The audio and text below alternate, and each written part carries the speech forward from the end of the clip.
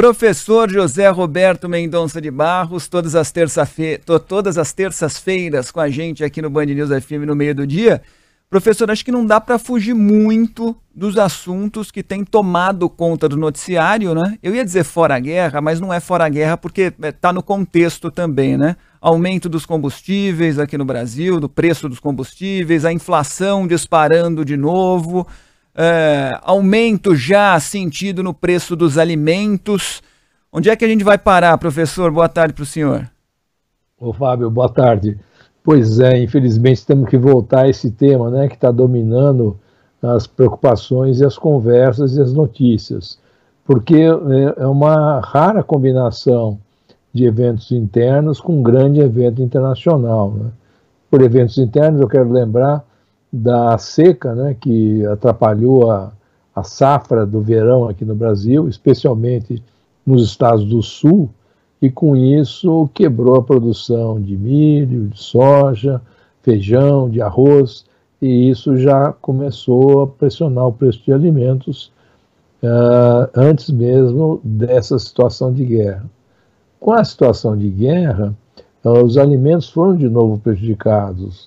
Você, Fábio, já noticiou muitas vezes a importância de Ucrânia e Rússia no caso do trigo. Eles têm 30% mais ou menos do mercado internacional de trigo, e no meio do conflito fica a dúvida, né? Será que vai dar para plantar e para colher normalmente? E com isso o preço internacional do trigo subiu. Lembramos que o Brasil consome bastante trigo, mais de 10 milhões de toneladas por ano, metade do qual é importado. Por isso nós, infelizmente, poderemos esperar aumentos significativos no pãozinho, na massa, e assim sucessivamente. Mesma coisa para o arroz e para outros produtos agrícolas. De sorte que nós aumentamos a nossa projeção dos preços agrícolas no índice do custo de vida do ano, que a gente estava em 5,1% para 8%. Então, tem essa pressão no bolso e pegando alimentos básicos, né, Fábio?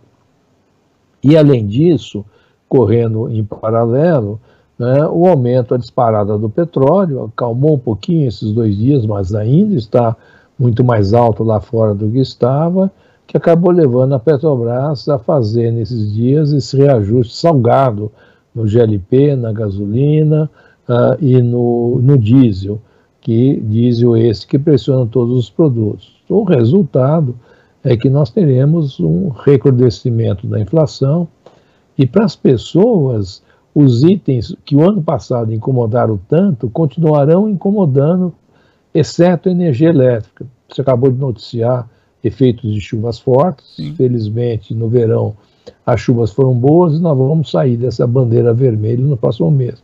Só que GLP, condução, continua aumentando o mundo. Soma tudo, é um desconforto enorme que a população está tendo que enfrentar, não é, Fábio?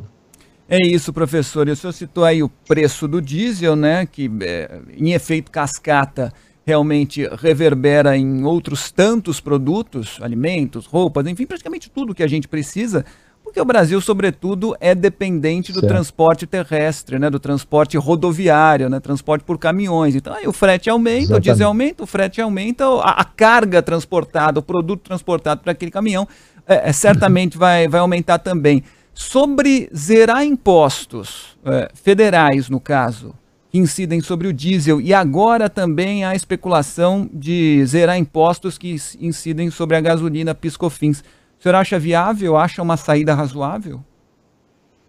Olha, uma parte dos impostos federais sobre o diesel já foram zerados, né? E você vê que ninguém percebeu, né?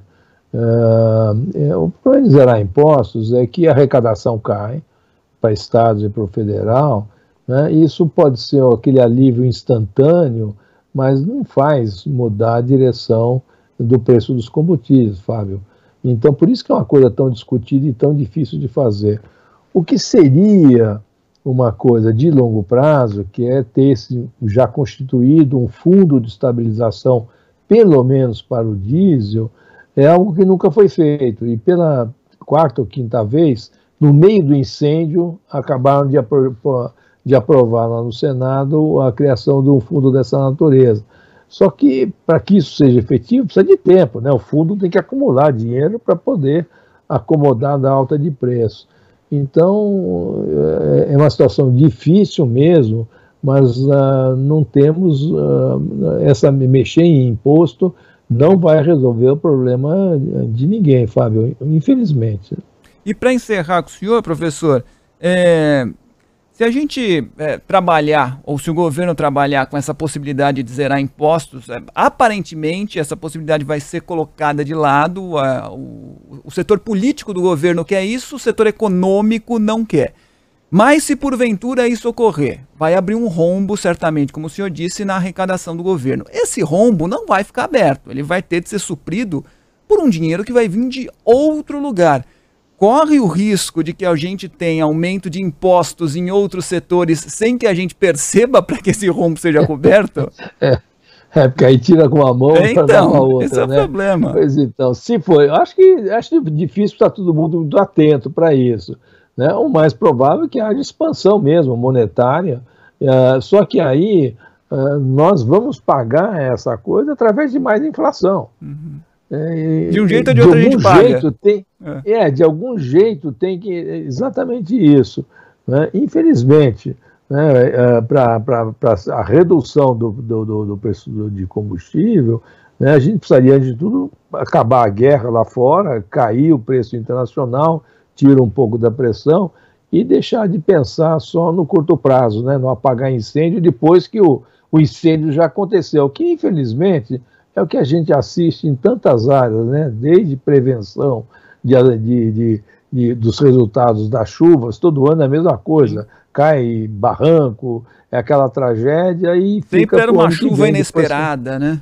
Exatamente, e vai empurrando para diante, né? Então, eu acho que, infelizmente, a inflação realmente já subiu e vai incomodar mesmo a saúde financeira dos brasileiros, especialmente nessas despesas mais fundamentais, né?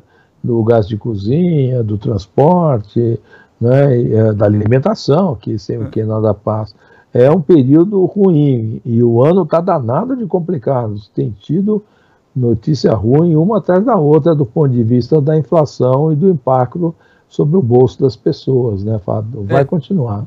E agora, para encerrar mesmo, eu prometo, né, já que o senhor tocou nesse ponto da inflação, a previsão da inflação já foi corrigida, se não me engano, pela 9ª vez já, nesse ano, e agora está ali na casa dos 6,5%. O senhor concorda com essa projeção? Nós estamos até um pouquinho mais, nós estamos com 6,7%. 6,7%. Tá, e caminhando para 7%. O ano passado já foi acima de 10%, né, que foi um estresse enorme, né, e vai acumular 7% em cima de 10%.